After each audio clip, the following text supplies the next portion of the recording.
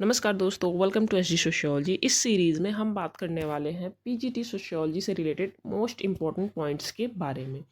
इस वीडियो में हम उन्हीं पॉइंट्स को डिस्कस करेंगे जो बहुत ज़्यादा एग्ज़ाम्स में आए हुए हैं या जिनसे बहुत ज़्यादा क्वेश्चन पूछे जा सकते हैं। कुछ क्वेश्चन फैक्ट बेस्ड होंगे, कुछ क्वेश्चन एक्सप्लेन करने वाले होंगे। तो चलिए शुरू करते हैं आज का हमारा ये वीडियो। तो आज का हमारा पहला क्वेश्चन है, किसने कहा है कि अधिकांश संस्थाएं जनरीतियों से प्रारंभ होकर प्रथाओं के तत्पश्चात रूढ़ियों में विकसित होकर तब परिपक्व होती हैं जब नियम विशिष्ट हो जाते हैं। अगर आपको याद होगा तो हमने संस्थाओं के बारे में जब बात करी थी तो वहाँ पे हमने बताया था कि संस्था को निर्मित होने से पहले सबसे पहले आती है जनरीति। जनरीति के बाद आती हैं प्रथाएं। प्रथाएं और विकसित स्वरूप में आती हैं तो रूढ़ियाँ बनती हैं और रूढ़ियों में और ज़्यादा परिपक्वता आती है और वो जब और विकसित होती हैं तब वो नियम विशिष्ट क्या हो जाती हैं, संस्थाओं का रूप ले लेती हैं। तो ये स्टेप बाय स्टेप चल के संस्थाओं का निर्माण होता है। ये चीज़ बोली थी समनर ने अपनी फेमस बुक फोकवेज में। वहाँ पे हमने स्टेप बाय स्टेप इसके विकसित होने के स्वरूप के बारे में अच्छे से समझा था। आप चाहो तो वो वीडियो देख सकते हो, वहाँ पे डिटेल में सारी चीज़ें बात करी हैं हमने। नेक्स्ट क्वेश्चन है, जनरीतियाँ, रूढ़ियाँ, प्रथाएं, विश्वास, धर्म और नैतिकता आदि कौन से सामाजिक नियंत्रण के साधन हैं? मीन्स औपचारिक सामाजिक नियंत्रण के साधन है कि अनौपचारिक? सामाजिक नियंत्रण दो टाइप के होते हैं।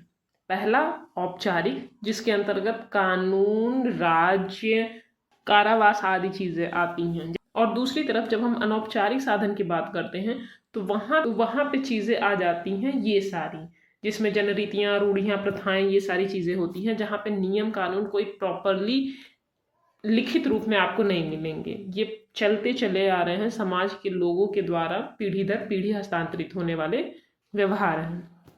नेक्स्ट क्वेश्चन की अगर हम बात करें, the social construction of reality, इस फेमस बुक के राइटर कौन है? तो ये हैं पीटर बर्जर एंड लैकमैन।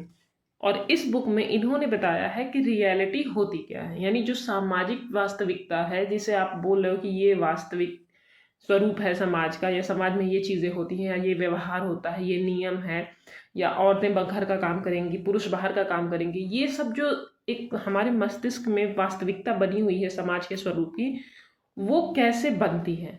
इस बुक में इन्होंने बताया है कि समाज या वास्तविकता कोई प्राकृतिक या स्थायी चीज नहीं है, बल्कि समाज ने ही इसे बनाया है। मतलब सोशल कंस्ट्रक्शन ऑफ रियलिटी, ये जो वास्तविकता है, या फॉर एग्जांपल आप बोल रहे हो सोसाइटी, तो सोसाइटी ऐसा नहीं है कि कोई प्राकृतिक चीज है। समाज प्राकृतिक चीज नहीं है या स्थायी चीज नहीं है, परमानेंट नहीं है। इसे सोशली कंस्ट्रक्ट किया गया है, जैसा कि यहाँ पे लिखा है कि हम समाज को बनाते हैं, फिर समाज हमें बनाता है। यानी social construction of reality book में उन्होंने ये बताया है कि इंसानों द्वारा ही नियम, प्रथाएं, व्यवस्थाएं, संस्थाएं बनाई जाती हैं, बट इनका इतना ज़्यादा वास्तविक असर होने लगता है समाज पे कि लोगों को लगता है ये हमेशा से ही थी और यही तरीका ही सही है, ये परमानेंट है। नहीं, ये वास्तविक नहीं है, ये टेम्परेरी है, सोसाइटी ने ही बनाया है। बट इतने लंबे समय से ये चलते चला आ रहा है, इस कारण हमें ये लगता है कि यही वास्तविकता है, यही सच्चाई है और यही नियम कानून हमेशा से चलते चले आ रहे हैं। और ये सोशल कंस्ट्रक्शन है जो रियलिटी का, इसके लिए इन्होंने 3 स्टेप बताए थे। बाह्यकरण, उसके बाद वस्तुकरण और तीसरा है आंतरिकीकरण। फॉर एग्जाम्पल, एक टापू है, यहाँ पे 2 लोग गए, ठीक है।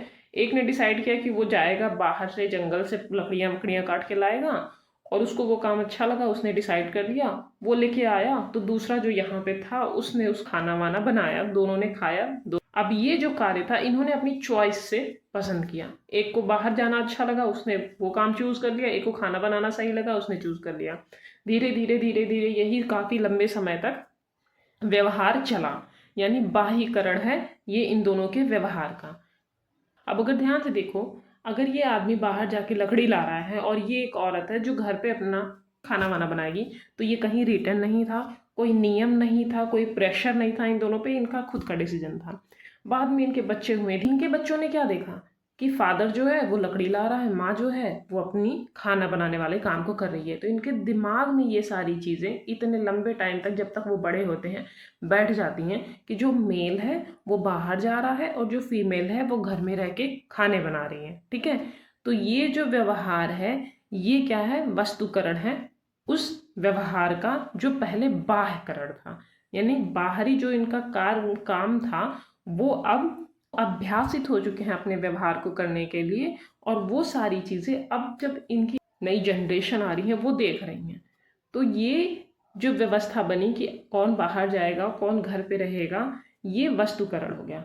लेकिन जब ये बड़े होते हैं और ये सोचते हैं कि नहीं, मैं मेल हूँ, मैं बाहर जाऊँगा क्योंकि मेरे फादर जाते थे, और ये फीमेल अगर घर में कोई है तो वो घर में खाना बनाएगी, तो उन्होंने ये जो विचार है ये जो अपने मस्तिष्क में धारण कर लिया और उसी के अनुरूप व्यवहार करने लगे, तो उसे हम कहेंगे आंतरिकीकरण। यानी अंतःकरण में उन्होंने उस व्यवहार को, उस व्यवस्था को अपना लिया है।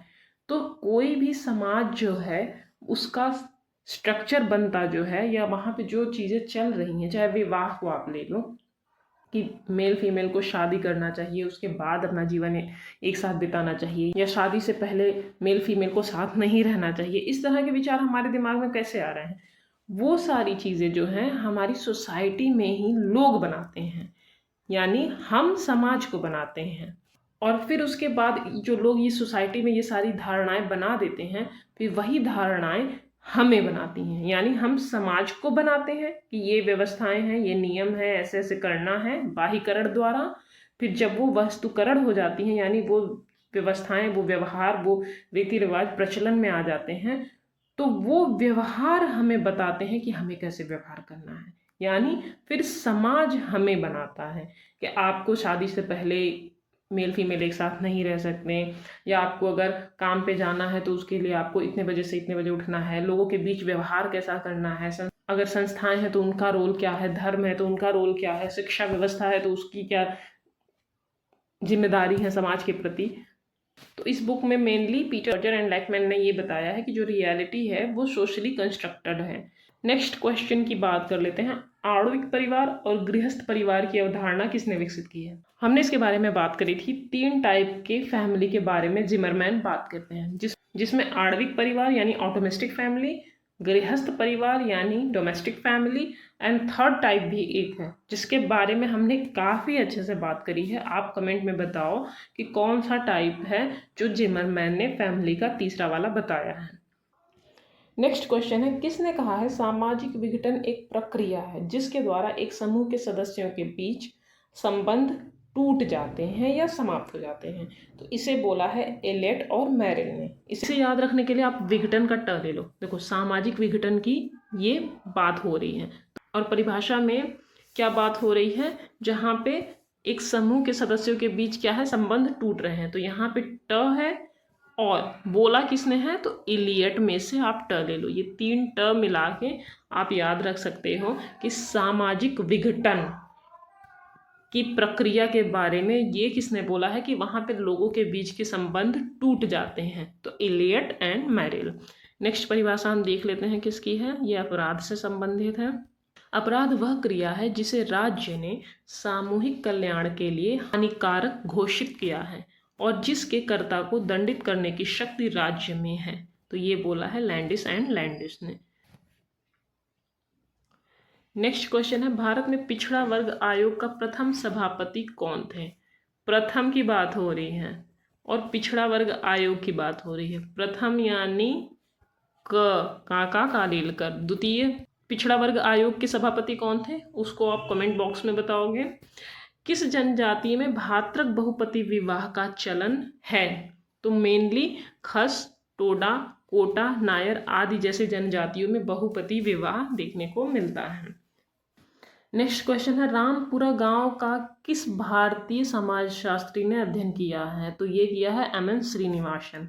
और इसको याद रखने की ट्रिक क्या है, श्रीनिवास का श्री आप याद रख लो, और रामपुरा जो जगह है वहाँ का राम, तो श्री राम के जरिए आप याद रख सकते हो कि रामपुरा गांव का अध्ययन समाजशास्त्री श्रीनिवास ने किया था। नेक्स्ट क्वेश्चन है, समुदाय व लघुतम क्षेत्रीय समूह होता है जो सामाजिक जीवन के सभी पहलुओं को अंगीकार करता है। यह मत किसका है? तो किंग्सले डेविस का है। इन्होंने बोला था कि समुदाय जो होता है वो छोटे से छोटे क्षेत्रीय समूह में होता है, जहाँ पे सामाजिक जीवन के सभी पहलुओं का आप दर्शन कर सकते हो। यानी समाज में जितनी भी चीजें हो रही हैं उसका एक छोटा स्वरूप अगर एक सीमित क्षेत्र में देखने को मिल रहा है तो वो क्या है? समुदाय। नेक्स्ट क्वेश्चन है, मंडल आयोग ने पिछड़े वर्गों के चयन के लिए निम्नांकित में से किसे महत्वपूर्ण माना था? तो आंसर है सामाजिक, शैक्षणिक और आर्थिक आधार। नेक्स्ट क्वेश्चन है, किसने भारतीय गांव को लघु गणतंत्र कहा है? तो आंसर है sir Charles Metcalfe. Next question है, सामाजिक सहयोगी प्रक्रियाएं कौन कौन सी हैं? इसके बारे में हमने ऑलरेडी 2-3 वीडियो में डिस्कस किया हुआ है, फिर भी आप एक बार अच्छे से देख लो। सहयोगी जो सामाजिक प्रक्रियाएं हैं वो कौन कौन सी हैं? सहयोग, अनुकूलन, व्यवस्थापन या साम्यीकरण। और ये ऑप्शनल रहता है, पूछ लेता है कि संघर्ष, प्रतिस्पर्धा, सहयोग और इनमें से कोई नहीं। इन 4 ऑप्शन में से आपको पूछ लेगा निम्नांकित में से कौन सी सहयोगी सामाजिक प्रक्रिया है। अगले क्वेश्चन की बात कर लेते हैं, किस विद्वान ने समाजशास्त्र को सभी विज्ञानों की महारानी कहा है? तो ये कहा है अगस्त काम्टे ने। अगला क्वेश्चन है, किस विद्वान को पहला अकादमिक समाजशास्त्री माना जाता है? तो वो है इमाइल दुर्खीम। नेक्स्ट क्वेश्चन है, ऐसी प्रथा जिसमें पुरुष को स्त्री के प्रसव काल से संबंधित उन सभी निषेधों एवं क्रियाओं का पालन करना होता है जिसका पालन उसकी पत्नी प्रसव काल में करती है, क्या कहलाता है? तो इसे बोलते हैं कोविड। आई होप आपको आज का ये वीडियो पसंद आया हो। आज के लिए बस इतना ही। नेक्स्ट वीडियो में हम फिर कुछ क्वेश्चंस को डिस्कस करेंगे। अगर आपको वीडियो अच्छा लगे तो लाइक, शेयर, सब्सक्राइब करना ना भूलना। अगर कहीं पे कोई पॉइंट मिस हो रहा हो या कोई गलती हो रही हो तो आप बता सकते हो कमेंट बॉक्स में। तो आज के लिए बस इतना ही। आई होप ये वीडियो आपके लिए हेल्पफुल हो। और अगर आपको पीजीटी सोशियोलॉजी से रिलेटेड टॉपिक्स के बारे में सिलेबस वाइज डिटेल्ड में स्टडी करनी है तो आप हमारे चैनल के कोर्स पे जाके टिक करो और वहां पे आपको कंप्लीट पीजीटी सोशियोलॉजी का कोर्स अवेलेबल मिलेगा फ्री ऑफ कॉस्ट। आप वहां पे जाके 57 लेक्चर्स हैं, आप उसको देख सकते हो। आपको एक एक टॉपिक के बारे में सिलेबस वाइज डिटेल्ड वीडियो मिल जाएगी जो आपके एग्जाम में हेल्प कर सकती हैं। तो आज के लिए बस इतना ही। धन्यवाद।